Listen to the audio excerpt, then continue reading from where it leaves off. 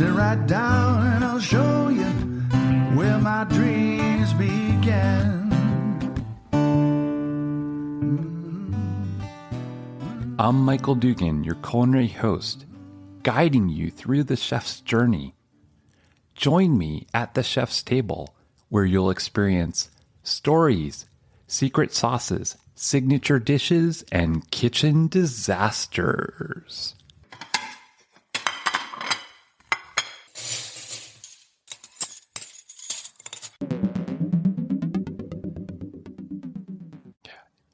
I want to welcome our next guest. Isi Laureano has been in the food business for over 10 years, creating recipes for dairy companies and restaurants, doing food styling and photography, and selling spices online.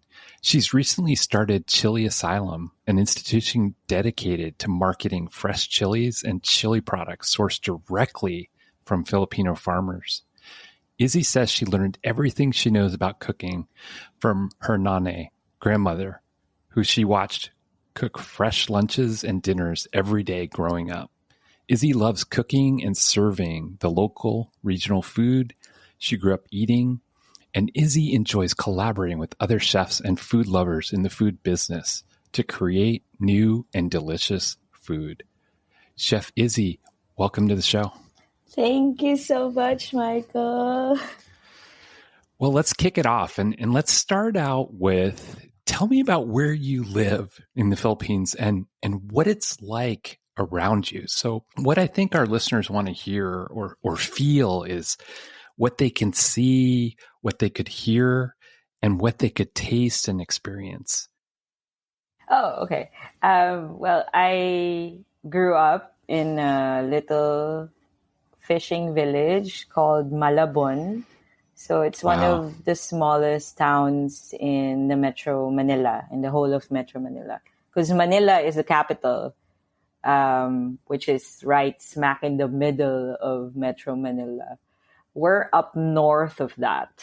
This is a northern part of the metro. Uh-huh. Both of my parents are from there.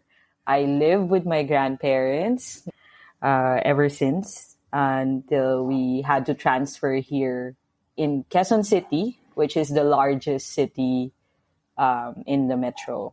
So most of the residential areas are here in Quezon City. Oh, I'm sure it's very busy. Yeah, it gets traffic going to the business district because everybody's from here, and then they go all the way to the business district in the morning. That's why the rush hour is really like crazy traffic in the morning. Yeah, Malabon is very well known with their fish and seafood. But what kind of fish and what kind of seafood? Because I'm from the U.S. and I'm so curious, if I went to the fish markets there, what would I be looking for? Oh, everything. What's everything? I mean, except of course the imported stuff. Like we don't have salmon here, but we do have tuna. I'll ship you some. Yeah. We do have tuna. We do have all these, snapper, sea bass. We have those. And then of course these sardines and many other, all the kinds of tuna are here. Like we have mackerel, we have the Spanish mackerel, we have all these, types of other tunas that we actually export to, to Japan. I mean, we can't even enjoy anymore the high grade tuna because that's getting exported. But we can get all these fresh seafood like every day. All the shellfish, all the crabs and, mussels and prawns and shrimp. My grandmother would always cook for us, like every day of her life until she passed away. Like she was our cook. I mean, we would make our own breakfast. Like we would make our breakfast, whatever you like. But for lunch, she would be the one who will do that. And then for dinner, it would be my grandfather. This is on my dad's side of my family. So we don't really store a lot of dishes, like store a lot of pre-made food because of my grandparents. Like they always cook that fresh. Like our lunch would be freshly cooked and also our dinner. And the market, the wet and dry market, is just like a block away from our house. So that's why my grandmother would always walk in the morning. She would go to her store. She has like a little store with Okay. with biscuits and bread and candies. Oh man. You know, that's like our childhood. Like we literally grew up in that store. And my grandfather is actually a bread maker. Wow. He knows how to bake bread, and that's pretty much the bread that we always eat, you know, every day because he has like a bread store in the market. So in the earliest of the morning, my grandmother would open the store, and then before lunchtime, she would go back home, and then she would cook our lunch. And then my grandfather would go close the store for lunch, and then he would go home, and then we would all eat the lunch, and then they would sleep in the afternoon because we were influenced by the Spanish. Okay. So we call this the siesta. So they sleep they sleep in the afternoon. In the day. Right? Yeah. So when it's hot, I bet. Yeah, right? yeah. And then they would open up the store again in the afternoon. Okay. And then my grandfather would buy the ingredients for the dinner, and then he would make our dinner. And then he would go back again for my grandmother, and they would close the store for the night. And then we would all eat dinner. So that's pretty much the routine that I had when I was born until, you know, my grandparents passed away. So wait, you didn't eat fast food growing up? No, we didn't even have any fast food in that area. Like McDonald's. That's so awesome. Like we can only experience like McDonald's, or you don't need to experience McDonald's. Come on. No. I mean, but when we were kids, like nothing. There was nothing. We only had that market. Like we didn't have any fast food chain, you know, built in our area. Like you literally have to get out of the town. Wow. Go to Quezon City, where I live now, in order for you to go to a mall and experience Jollibee or McDonald's and all these fast food chains. Wow. I think the first... You were spoiled. We were spoiled by our grandparents, yes. But I would say. I would always remember the first ever fast food chain that opened up near our house was a Dunkin' Donuts. And oh my gosh. It's still there. And it's still there. I'm not kidding. It's still there. Send me a picture. Oh yeah, I will when I go visit. Definitely. That'll be emotional. Mm-hmm. So speaking of emotion and taking us back to your early memories of your childhood, what was the dish that you really remember that your grandparents cooked? Oh, I wouldn't forget. Every weekend, my grandmother would always set up her barbecue, like every weekend. And she would buy the milkfish, the national fish of the Philippines, the bangus, which is super famous everywhere. Like we eat that breakfast, lunch, and dinner, and then we cook it in so many different ways. So she would chop up onions and tomatoes, and then she would stuff it in the fish.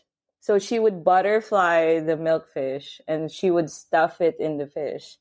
And then she would wrap that in foil and just put it on the barbecue. Oh, wow. And then she would have all, of course, the Filipino barbecue marinade.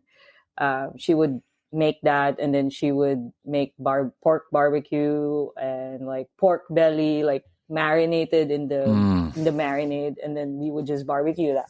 And then of course we would get oysters and like mussels, and then you just grill them. And that was like the most special barbecue weekends that I would never forget, because my grandmother would always, you know, work on that during the weekends. Then we would get like a dessert. You know those boba that you guys drink there?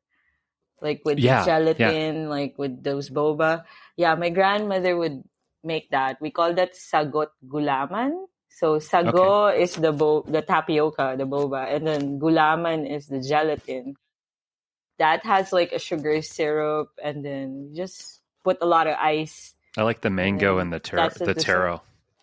Oh yeah, that too. Mm-hmm. Of course, Mm-hmm. we would have the halo halo, the most famous dessert, ice dessert of the Philippines. All these, sweetened beans and sweetened garbanzos, Uh-huh. and have a custard, like a leche flan that we always do. Oh, leche, We'd yeah. make a leche flan, yeah, a custard flan, and Oh, wow. that's like a traditional, dessert at home that my dad or my grandma would make. We're pretty much a foodie family. That's We really awesome. eat a lot. Well, that's life. That's the secret to life, as far as I'm Yes. concerned. That's true. That's why I ended up studying to become a chef. I never became a chef because I spent about 10 years in the business, and then I had some different things happen and I moved on. But when was it, as you were growing up, that you started cooking and you started taking interest to cooking? We'll be back after a quick break.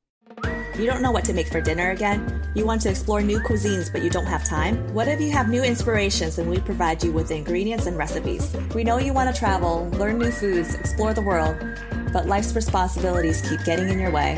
What if you can bring those experiences to your home neatly packed into a box? Ladybug Collective is a subscription service that finds real people from around the world to create beautifully curated assortments of recipes, ingredients, and cultural content. Not only do we include cultural ingredients, but also a set of detailed recipe cards with instructions on how to use them.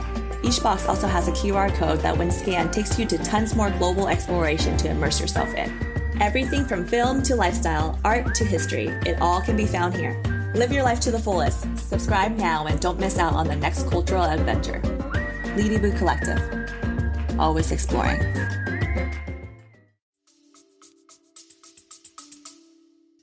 I think from all my cousins, I'm the only one who got really interested. Like, I would always be with my grandmother. Like, I would always watch her Wow. in the kitchen. How old? I think I was like maybe in grade school. Okay. Pretty young. Yeah. Very young. I mean, Wow. because my grandfather's eldest sister has a bake shop Okay. in Malabon, and that was built during the 70s. Mm. And until now, it's still there. My aunt and my cousin is the one running the show now. Okay. That bake shop was like, where my grandfather baked also, and my dad also helped out there when he was younger. I mean, everybody helped, build that bake shop over there.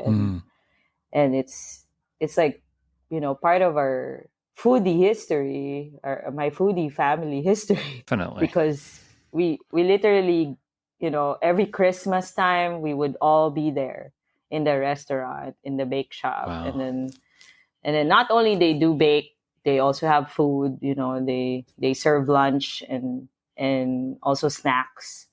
So these are all Filipino cuisine, like, and then of course the bake stuff, like, that's an influence of the Spanish and the Chinese and the Americas and Europe. But we have these specialties from that bake shop that are still being sold until today. So I think that was my exposure to the food business, to the culinary scene, because we were, one of the few bake shops that until now is open in that hometown in Malabon. Oh, wow. So, yeah. So as we go along, take us a little bit through your journey. So you had an interest in cooking at a young age. And as you're growing up, as you're becoming a teenager, when did you really get that thirst for thinking about seriously cooking? I think, actually, when I was younger, I wanted to be a vet because I love animals. Okay. Like, I really wanted to. Like, I'm going to be a vet. Like, every time they would ask me, Very like, cool.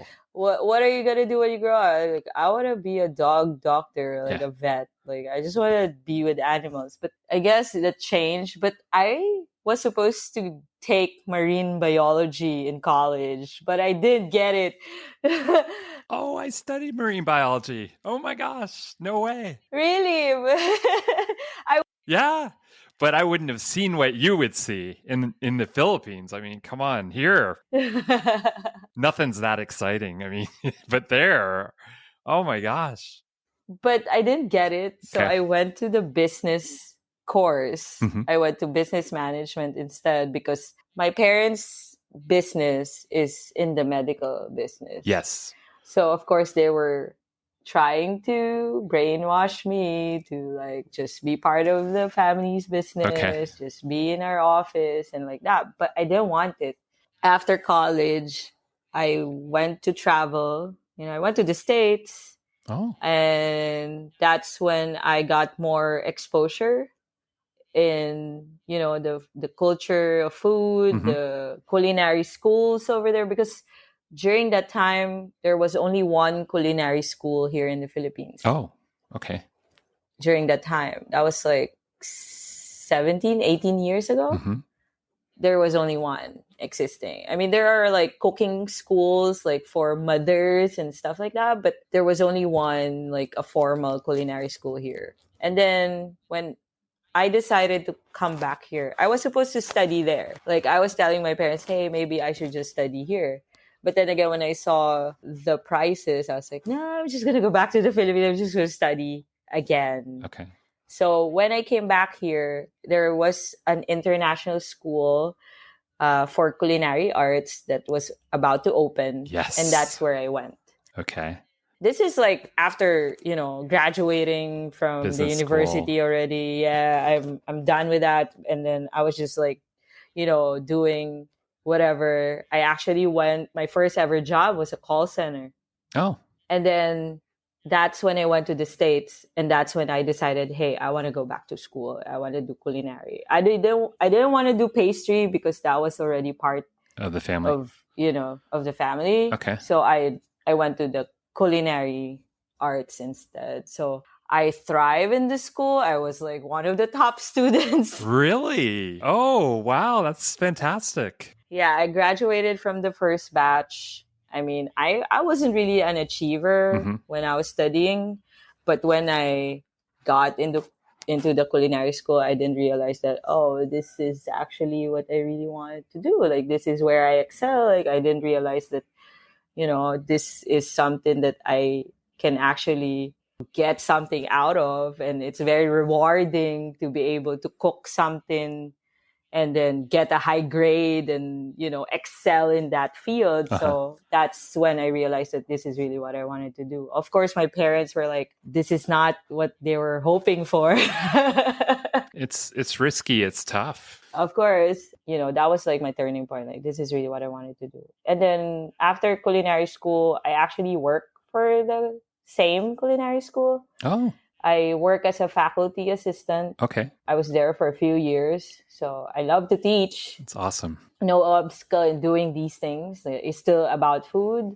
I love to share what I know. I love my students, and I'm still in touch with most of them. And then from then on, that's when I experienced the outside world. That's when I experienced the restaurant, the hotels. Like, I work in some hotels, I work in some restaurants.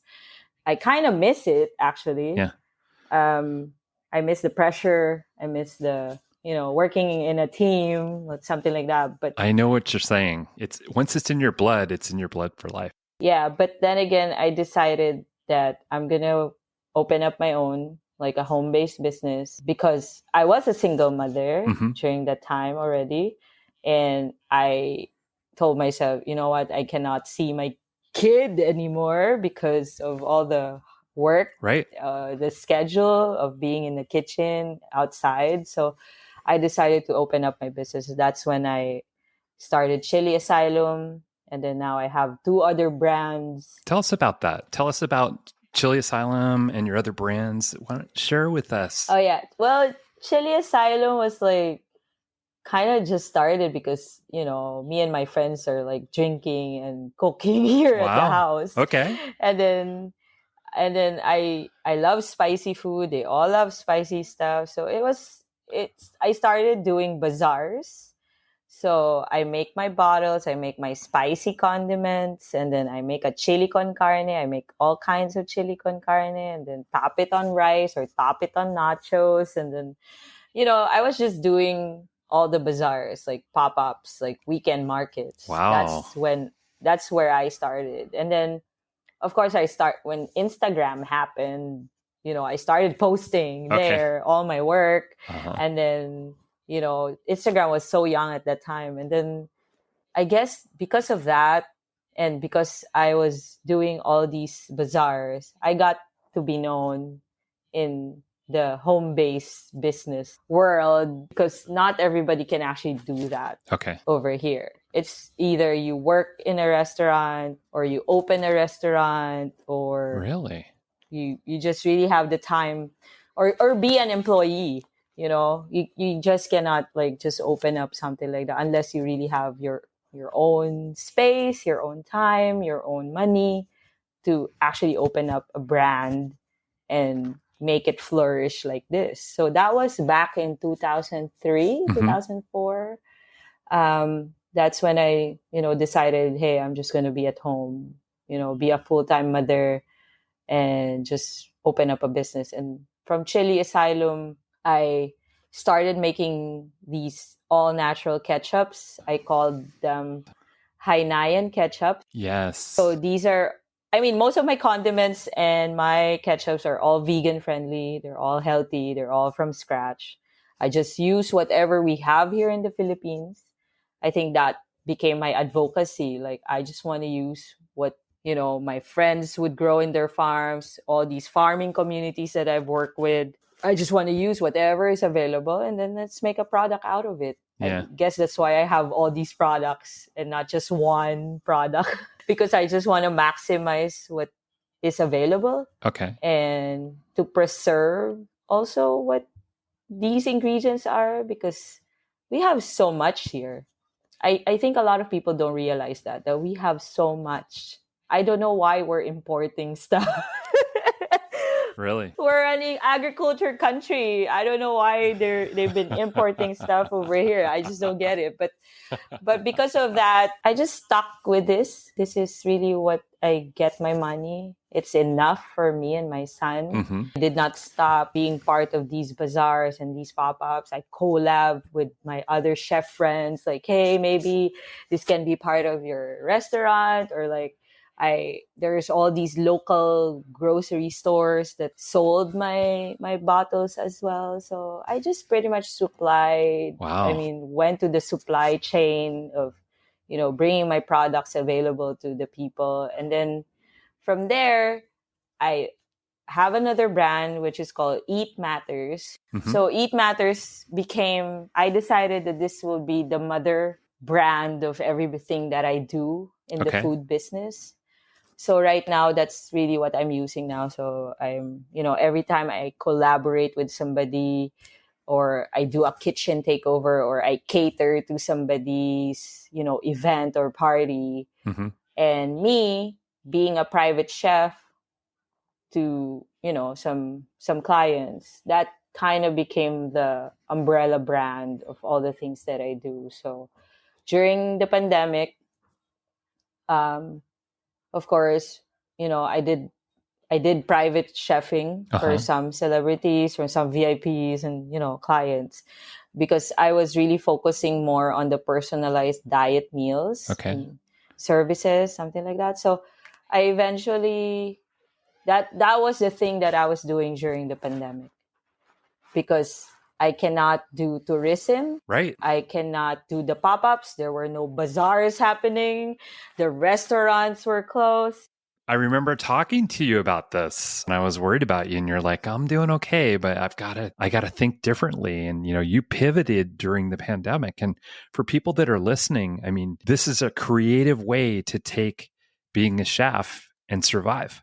This is a very creative way to survive as you have to adjust your thinking. And that's what you did. So from there, being an owner of all these home-based businesses, I stumbled upon an email of my friend from the States and she referred me to Traveling Spoon. Yes. That was that was 8 years ago already. Okay. I think 7 or 8 years ago when they messaged me and they interviewed me and I met one of the owners. She went here in the Philippines because we were the pioneer hosts during that time. So I was one of the first hosts of Traveling Spoon. I didn't even have to open up a restaurant because they were going to my house and sharing my culture, sharing what I know from Filipino cuisine. Love it. And just giving them cooking lessons, private market tours and cooking lessons Uh-huh. over here from my house. Wow. So I think that has been my bread and butter, really, because of all these tourism coming in the Philippines, and then this is a unique experience. So Where do they come from? everywhere, Like, where's everywhere? Tell us. I mean, there's people listening from around the world. like from the States, from Australia, from Europe. I had guests from South Africa. I had guests from New Zealand. Recently, Oh, wow. I had guests from Romania. Oh my gosh. That's amazing. Surreal, like, all these people coming from South America as well. And Okay. I think I don't really get a lot of local bookings. Well, they know the Philippine cuisine, right? Yeah. You live the Philippine cuisine. So when someone comes to visit you, they're really experiencing the best, I think. And people in the area, they probably are used to certain things, but just not Right. the immersion that you create, right? And this is a question that comes from my friend Kayla. I said, I'm interviewing this amazing Philippine chef tonight. What would you like to ask her? And she said, ask her what obstacles she overcame to run her business, to become a chef. Oh, I mean, first of all, I think there's still discrimination in the industry. Okay. Male chefs get more traction than the female ones, and that was quite a challenge for a lot of us in the scene and in the local scene here in the Philippines. But that did not stop me from doing what I'm doing here at home. I just post. I just share my food. I give my friends my food, and so that they can sample, and then they can post about it. I think that's. I mean, all the feedback that I get from my guests, from Traveling Spoon, and all the feedback that I get from my clients, I think that's what really makes me more confident in what I'm doing. I've been doing this for almost 15 years. Well, you talk about your guests, so I would like to share a comment from one of your guests to our listeners. Oh, thank you. Even if you already know how to cook adobo, we took Isi's class because we knew we would learn a lot more than what is taught traditionally.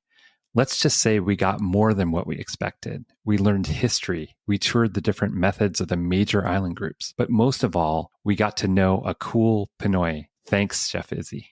Oh, yeah. That came from a local booking. I will never forget that. That's pretty special. But you have that is. You have amazing reviews on Traveling Spoon and in a lot of places. So you should feel good about that. You should take that in. Yes. Pretty much that has been the drive that I cherish on with this thing that I'm doing. I mean, eventually I realized that this is really the passion that I wanted to do. I mean, I love arts. I love music. Yeah. Photography, yes. But I think that's when food really was. I mean, I told myself this is really what I'm going to be doing for the rest of my life. Yeah. When I first met you, you struck me as very authentic and very passionate. And those are two amazing superhero qualities that are rare in a lot of people. Thank you. As we move on, what was it like being a food stylist and a recipe developer? Being a food stylist was really a freelance work for me. This was at the time that I was a faculty in the culinary school, but I was able to land some projects because of the photography that I do. I was able to land projects with some of my photographer friends in the magazines, in their websites, in company websites. Like I did some stuff for some food brands, and that's really how I started to build my freelance career, because it wasn't really like a regular job for me. These are mostly client based projects, and I just get to to be contacted by my friends who are doing the project. Uh-huh. And then now that videos are very much in the media, I started getting gigs for commercials. Oh, I learned a lot from my film producer friends. Sometimes they would get me to be their food stylist for a commercial. I mean, during the pandemic. oh my gosh, that's awesome. Wow. Yeah, during the pandemic, I was getting gigs. That's incredible. Kind of surprising, but nowadays it would just be recipe videos for, for YouTube, for online, and then commercials now. Mm-hmm. I don't really get a lot anymore for print. There's not a lot of magazines anymore. It's really mostly for videos. And for the recipe development, of course, has been part of my routine, especially if I have clients who need personalized meals. So I have to make recipes for them, like really special with special ingredients, or like really, itemize, diet meal plans. And that has been I guess, my exercise in my creativity on just making a meal from all the ingredients that are available, and then making a meal that is only supposed to be used for my client. I mean, for Traveling Spoon, sometimes I have to change the menu because I would have a vegan guest or a vegetarian guest. Or they're allergic to something. Or yeah. So I have to change. That is my exercise for my creativity. And of course, I would get clients also who needs help in their Wow. restaurant or their brand, and then I would collaborate with them, and then I would make recipes for them. So I did consultancy for a few clients already, and I mean, that pays good money, but also it's rewarding to see your menu being used for this restaurant. You've had people visit from all over the world. Curious, could you describe your favorite guest experience?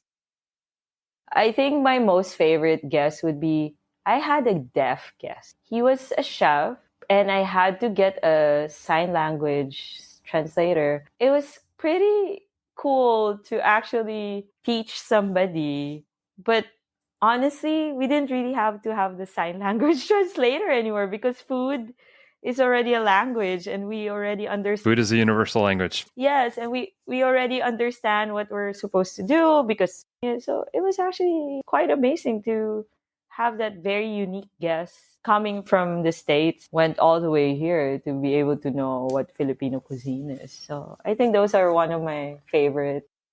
That is really amazing. So as we move on, talking about some friends and some different people, are there any shout outs? Oh, I want to thank you to, all my friends in the industry, the people that I have been in touch, and, especially during the pandemic. I mean, we were just like this community. And until now, since we're all recovering, we're now collaborating. So I would like to say hi to Alex of Apple Baking Society, and then my friend Dave. These are all my pastry chef friends who are super fantastic young pastry chefs that I have been collaborating with, because honestly, my weakness is bread and pastries. So they're my pastry chefs who are working with me right now. And then of course, I just landed a teaching job. I'm just new at this new culinary school of one of these popular chefs. Hi, Chef Rob Pengson. He opened up Alianza Institute. So I'm currently working there as a part-time culinary instructor. So I am so happy that I was able to land a teaching job again this year. Wow. I want to build my teaching career again. So that's why I accepted the job, and it's been wonderful. I love my students. I was there yesterday, actually. I was teaching yesterday. So no, that's fantastic. So we're going to move to the last section, and that is my favorite section, is Let's Get Cooking. What would I experience if I came into your home? What dish would you be really excited to make me? What are your top 3? I would definitely cook something with coconut milk, like seafood or fish, cook in coconut milk with all these vegetables. I love teaching that one because, What seafood would go in that dish? oh, I would do prawns and then Okay. like I would do a whole fish because that's what we do. And then I always want to cook my grandmother's dish, which is the adobong squid. So adobong pusit. So pusit is squid. And my grandmother, every time she would make that, that's like my most favorite dish of hers. So I would have like a mountain of rice and then just put the adobo squid on top of it. So I would love to teach you that because those are one of my favorite dishes. I would sometimes put coconut milk at the end also, like a variety of it. But adobo has so many varieties. Yeah, so I would definitely teach you, a lot of ways in adobo. And then lastly would be a ceviche. Since we have the freshest seafood and fish here, I would definitely make ceviche. We call that kilawin. I think oysters and shrimp and fish is what we really use for our ceviche. And do you use lime to marinate it? We have our own lime here. It's called calamansi. It's only color green on the outside, but on the inside is actually yellow. It's light yellow. And that is one of the best, I guess, lime citrus fruits that we have here. We do have a lot of citrus fruits. Calamansi is one of the most popular. We eat it, we drink it, we put it in our condiments, we use it as a marinade, and of course, we use it for our ceviche. So those are my favorites. Everything seafood. And one other question from Kayla, I just remembered. I saved it for her. Sure. What are the secrets to cooking a good lumpia roll? Oh, a lumpia roll? Mm-hmm. I think it all boils down to the stuffing. For us, it would have a lot of vegetables. And then the pork. The traditional one is with pork, ground pork. So, and then we put all these, flavors like soy, salt, pepper, and all the other things. But what we do here at home is that we freeze it. When we roll it, we freeze it. When we deep fry it. There it is. We don't defrost it anymore. We deep fry it, but not on a very, very hot deep fat fryer. But we just kind of deep fry it in low temperature so that the stuffing will be cooked all the way through. Interesting. That's a secret. And then it becomes really crispy. It's supposed to be frozen when you deep fry it. I would have never thought that. That's a secret, I guess, that I can share. All right, I'll give her that secret because I'm going to tell her you have to listen to this episode. Okay, now another one of my very favorite questions. If you look back in your career, it could be when you were teaching, could be when you were a student, could be with Traveling Spoon, it could be anything you've done in cooking. What memory do you have of a kitchen disaster? Oh my God, there's a lot. I think when I was still a student, we were just making croutons and then oh my gosh, really? Okay. We forgot about it, so yeah, it went dark. It went like charcoal dark. I think those are like one of the, I guess, funniest memories in the kitchen. Yeah, that's one. but yeah, most of the time it would be burning something or like burning toast or burning bread. Yeah. But the greatest thing, Izzy, about you, one of the greatest things in my mind, you're authentic, but also you can laugh at yourself and you can laugh at your mistakes. And that is a very powerful thing because that eliminates a lot of stress. That's true. And many people don't do that. They get so frustrated and so perfectionist and just laugh about it. I look back at my kitchen disasters and I just go, oh my gosh, I can't believe I did that. And I start laughing about it. Or I tell a story about it. And it's great to be able to do that. Some chefs I've interviewed, no, they won't talk about it. And I'm like, that's okay. Really? But I think that's part of the whole experience because there's no way you can't make a mistake in the kitchen and learn from it. I mean, there's just no way. And speaking of chefs, who do you follow? Who do you admire as a chef? Oh, no. That's a very hard question. I know it is.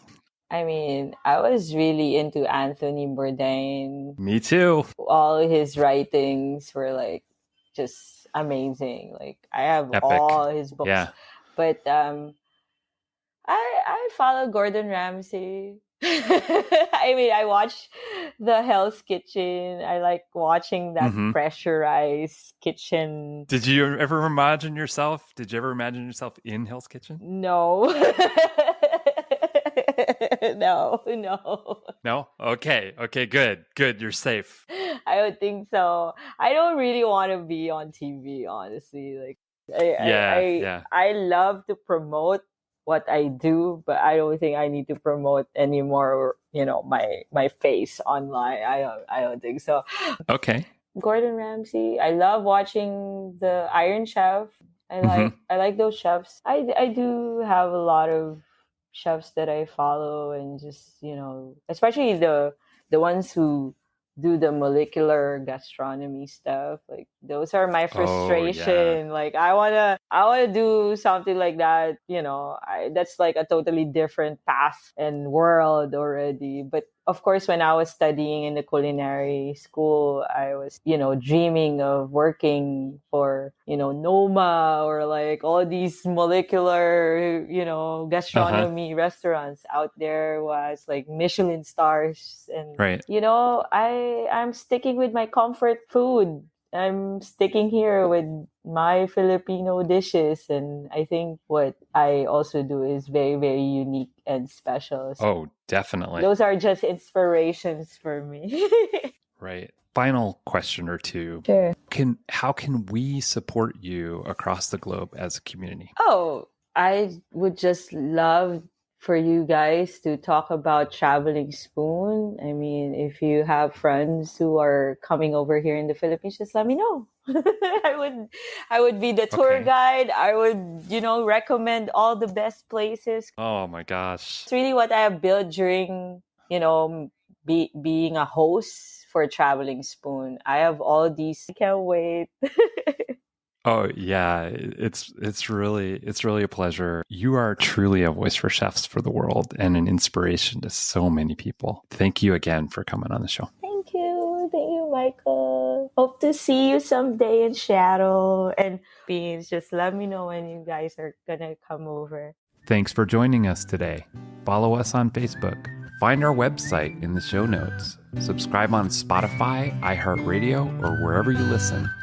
Leave a comment with 5 stars, and stay tuned for the next episode of Voice for Chefs.